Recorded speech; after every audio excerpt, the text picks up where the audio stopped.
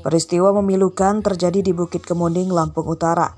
Seorang ibu tega menyiksa putra kandungnya yang masih berusia 2 tahun. Korban diinjak, dipukul, dan dijatuhkan dari ketinggian di kasur. Mirisnya, penyiksaan yang terjadi pada 4 September 2022 itu direkam sendiri pelaku dan video itu akhirnya tersebar luas di media sosial. Rabu siang, penganiaya anak kandung itu telah ditangkap dan ditahan di Polres Lampung Utara. Tersangka berinisial LPN, berusia 24 tahun, warga Bukit Kemuning, Lampung Utara. Dari hasil pemeriksaan polisi, penganiayaan buntut permasalahan hubungan tersangka dengan suaminya berinisial SF. Hubungan suami istri keduanya tidak harmonis dan akhirnya tinggal terpisah. Tersangka berdalih tega menganiaya anak kandungnya agar suaminya mau menafkahinya. Ya, jadi setelah dilakukan penyelidikan, rupanya yang membuat video dan yang melakukan kekerasan terhadap anak tersebut itu merupakan ibu kandung dari korban. Latar belakangnya sendiri apa? Latar belakangnya ibu kandungnya ini mengirimkan kepada suaminya ya melalui pesan Facebook, kemudian meminta supaya dinafkahi. Nah, ini merupakan anak dari kedua orang tuanya ya, dan dia minta supaya ditanggungjawablah untuk memberikan keuangan, kemudian pertanggungjawaban lainnya. Polisi menjerat tersangka dengan undang-undang tentang penghapusan kekerasan dalam rumah tangga atau KDRT. Ancaman hukumannya 7 tahun penjara. Ardio Haba melaporkan dari Lampung Utara.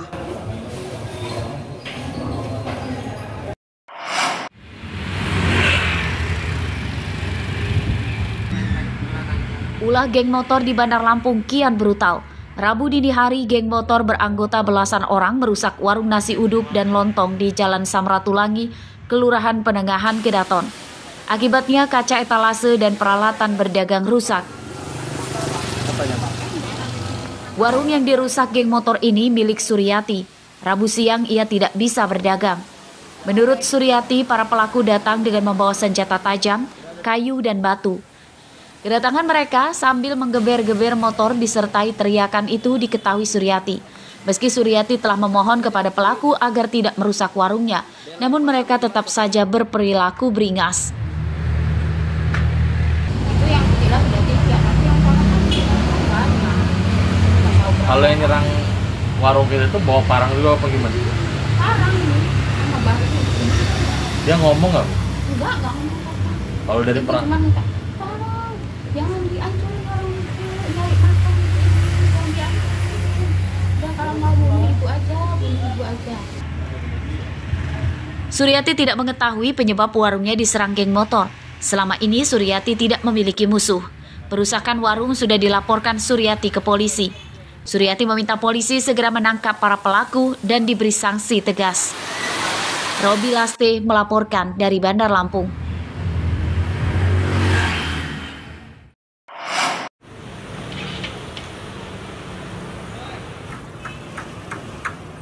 Kenaikan harga BBM rupanya juga belum mengatasi kelangkaannya. Ini yang dikeluhkan para nelayan di dermaga pelabuhan Kuala Stabas, Kelurahan Pasar Kerui, Pesisir Barat. Rabu siang ratusan perahu jukung milik nelayan hanya ditambatkan di dermaga. Nelayan tidak melaut karena tidak mendapatkan BBM jenis Pertalite.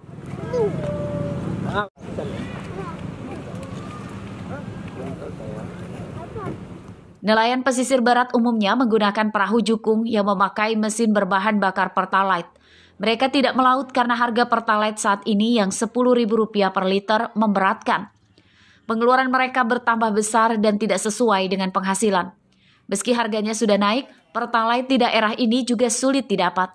SPBU di pesisir barat sering kehabisan stok Pertalite. Di antaranya ini dinaikin perahunya, ya. Jadi nggak jalan, Bang? Ya nggak jalan, itu paksa naikin dulu. Sampai nunggu-nunggu turun ya, harganya.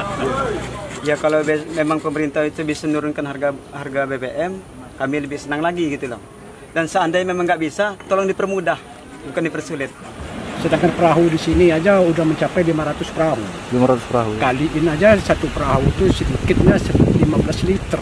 Paling sedikit itu ya? Ya paling sedikit, ada yang lebih. Biasanya? Bulan-bulan 2 bulanan sudah kita pakai Pertalite sama Pertamax.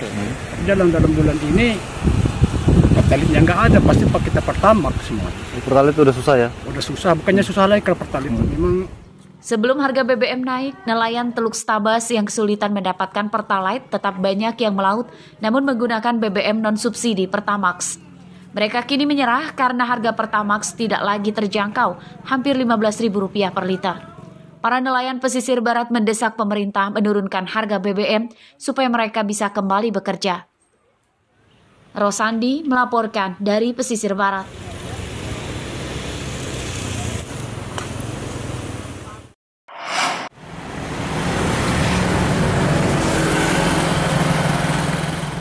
Kenaikan harga BBM rupanya tidak menyurutkan pendapatan usaha kios BBM eceran.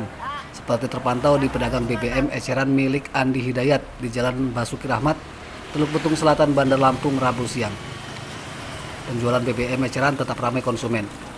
Padahal harga Pertalite di sini Rp12.000 per liter, atau lebih mahal Rp2.000 per liter dibanding di SPBU. Menurut Andi Hidayat, penjualan Pertalite eceran tidak menurun. Dalam sehari ia bisa menjual hingga 30 liter. Sama aja sih normal. Normal. Oh. Tapi kan naiknya kita di 2.000 bang. Naik 2.000. Oh 2.000. Oh. Tapi isi tetap 1 liter ya bang? 1 liter. Oh begitu. Tapi ada peningkatan nggak bang omsetnya pas BBM naik ini bang? Enggak lah, malah sendat karena kan dibatasin belinya. Oh kitanya beli ke Pertamina-nya? Dibatasin. Warga mengisi BBM eceran umumnya karena tidak mau antre lama di SPBU. Faktor lainnya karena khawatir kendaraannya mogok akibat kehabisan bahan bakar sebelum sampai SPBU. Ya, mau ngantri gitu ya, kata ngantri ya? Oh gitu ya? Karena memang ngantri bang ya? Hindari ngantri ya bang ya? Oh. 12.000. 12.000. Sebelumnya udah tahu belum harganya berapa? Belum tahu, baru tahu ini? Iya. Sudah tahu belum harga BBM naik Pertalite? Sudah. Nah, kenapa memilih ngisi di Pertamina ini? Ya. Kenapa milih di sini beli? Ya, karena sini yang dekat Pak. Yang dekat. Ya. Kenapa nggak mau ngantri di pom bensin? Lamaan. Oh begitu. Ya. Pantauan di sejumlah SPBU di Teluk Betung Selatan, Bandar Lampung pada Rabu siang masih terdapat antrian panjang motor yang akan mengisi Pertalite. Antrian terjadi di jalur penjualan Pertalite dan untuk mobil lebih lengang. Sandi Saputra melaporkan dari Bandar Lampung.